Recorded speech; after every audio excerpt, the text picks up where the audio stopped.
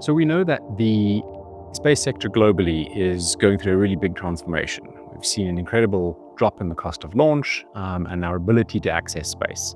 And what that means is that the services that we can derive from space-based platforms, satellites and so on, are becoming significantly cheaper for us to use. And these technologies allow us across the continent to deliver a lot of value in a way more cost-efficient and effective manner. So really our ability to deliver traditional services, telecommunications, disaster management, healthcare, can now be done in a way that is far more efficient without requiring the investment to traditional forms of infrastructure. The African space ecosystem is still emerging. It's still very much a nascent ecosystem. Although there are a number of countries have established new space agencies over the last decade, they're really at the early stage of their journeys into the space ecosystem. And if we look at Rwanda, Kenya, and South Africa, these are countries who are at different levels of maturity of their space ecosystems. And there are lessons that can be learned and transmitted across to other countries. We can get governments to adopt space-based information as part of their policy and decision-making much faster. And again, that has positive impact for their citizens. And so the goal really is to shorten the learning cycle for countries as they develop their space strategies. The RISA project was a series of projects that allowed us to assess, review, and create some solutions for space sector in Africa in different regions. As RIIS, we were able to, supported by the RISA Fund specifically, we were able to kind of think about how best to include the private sector in space sectors in Africa, to kind of catalyze that involvement in growing the space sector. So our goal in kind of thinking about what we're trying to do is to ensure that we are catalyzing the activity of private sector into the space sector. To a large extent, the work that we do in Rwanda was part of answering the bigger question, which is how can we catalyze private sector and space innovation ecosystems across Africa. We just happened to do it first in Rwanda, right? To start off with, we did an innovation ecosystem review. This is essentially built on the principles of an ecosystem building plan, right? So what we're trying to do is that we're looking at the space agency in each ecosystem like it's one of the key stakeholders. It's not the only stakeholder. One of the key interventions practically though was the iStar. So iStar stands for Innovations for Space Tech Acceleration in Rwanda, and it was a pilot program that took 9 space-focused innovators through an incubation program that looked at supporting them both from a business development perspective, so offering them a lot of technical support. So essentially, it's a very sector-specific incubation program that took businesses from the level that they were at and supported them to get to the next level as they work through to commercialization. So there was a need for a pilot program like iStar, one because although there's a lot of innovation-focused programs, accelerators and incubators in the region, in Rwanda and in the region at large, there were never any space-focused ones. And so as much as a space tech innovator could go to another program and get support, they wouldn't get that deep technical support and expertise and mentorship that was specific to their innovation. And also because we wanted to validate some of the learnings that we had seen from the whole program and project that we did in Rwanda. Is the way that we're supporting entrepreneurs and innovators correct as we look to kind of implement a longer, larger program? I think after successfully completing the work in Rwanda, we then had the opportunity to move to, I guess, across the growth model, what is to a large extent a more mature ecosystem, especially in East Africa, which is Kenya. And in Kenya, like all our work that we do in trying to build the ecosystems, is we first have to understand what's on the ground. The agency realized there are certain gaps within our ecosystem. We didn't understand a lot about what was happening, and that was potentially the reason why we decided to do the ecosystem mapping, because we wanted to understand who's playing in this particular sector, what roles are they doing, what services are they rendering, where is the data. If we needed people to render services to us, where would we get those people? But maybe taking a few steps back, in 2023, in December, we visited, we did a UK Africa industry visit.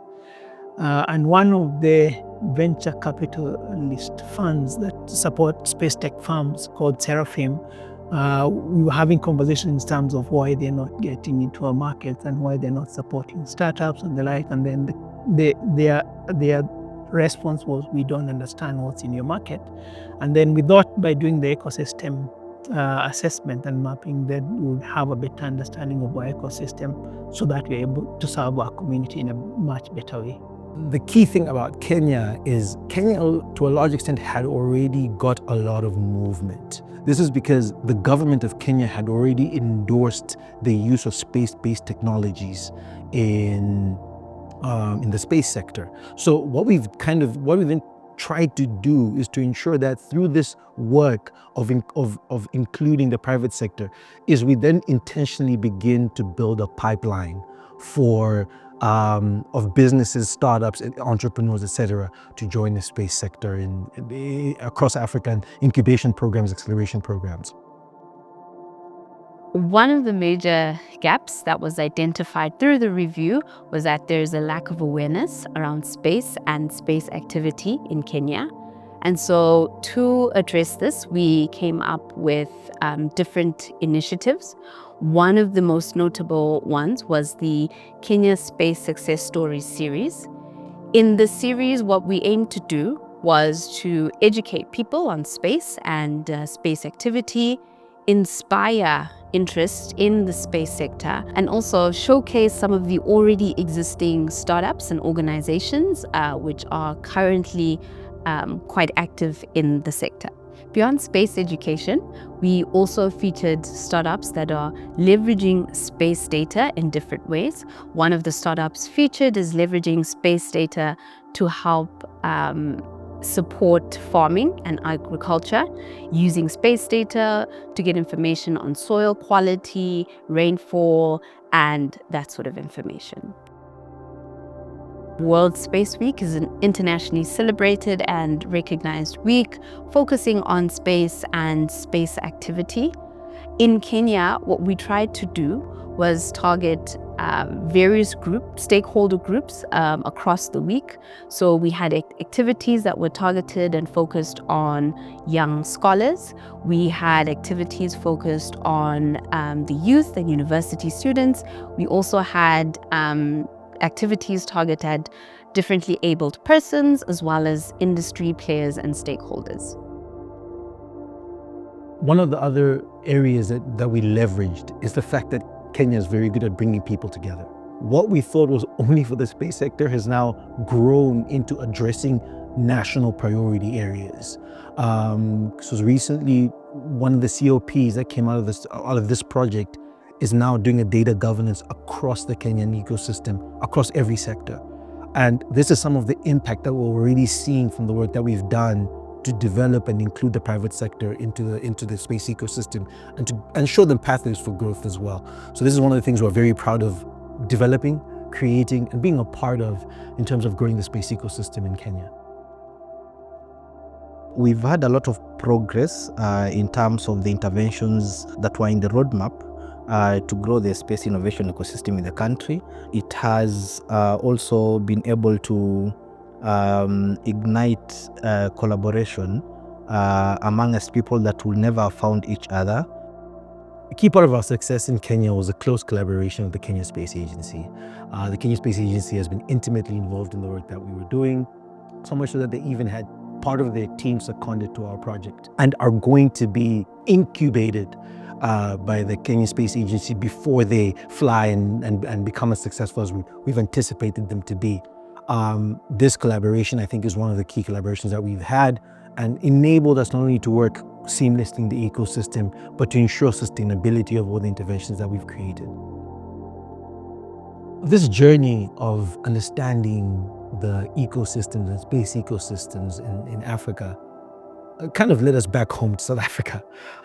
How we did the work in South Africa is a bit different in that we thought of a specific product that could work for the ecosystem to increase awareness, break silos, increase collaboration, and then start to execute that and to understand the nuances and conceptualize prior to any actual work being done. So we're excited that we've been able to conceptualize what we're calling the Space Tech Innovation Consortium, where the idea is to bring together all the players in the ecosystem towards one goal, which is how to progress the use of space-based technology and solutions in South Africa. So we're excited to see how that goes and how that develops from just the conceptualization stage where we've got it to where right now at the end of this project. RISA has been fantastic. We found them to be a very forward-looking and progressive development finance kind of instrument. The teams enabled us to work effectively with industry experts, both within the group as well as kind of more broadly, and really helped us to facilitate conversations with kind of key decision makers, not just within the countries of operation where we were focused, but also back in the UK. So these series of projects have allowed us to not only address key socioeconomic needs in space sectors across Africa, but also allowed us to develop specific key products and key outputs that can be driven forward going forward. So we're looking forward to the usage of the Space Ecosystem Development Toolkit across emerging ecosystems. I think one of the most exciting aspects of this new space economy that we see today is that globally, no one has yet won the space race. We are, every country is exploring new ways of creating value from space-based systems, putting satellites up, but no one has really figured out what is the sustainable business model to work with space-based technologies. It's encouraging to see just how much, even in the last 3 years, how much activity has been happening in the space sector and how much more is yet to happen. Also now with AFSA, the African Space Agency, coming out and having heads of space agencies collaborate in different ways.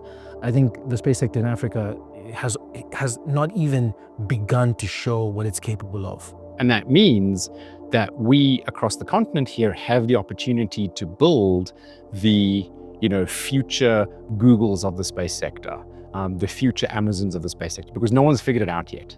And if no one has figured it out, it means that there is still a very real opportunity for us to build and take over that space. And I think it's very important for us to do that to ensure sovereignty, to ensure access to our own resources and capabilities, and ensure that we're playing at a level table, in 10 or 15 years from now.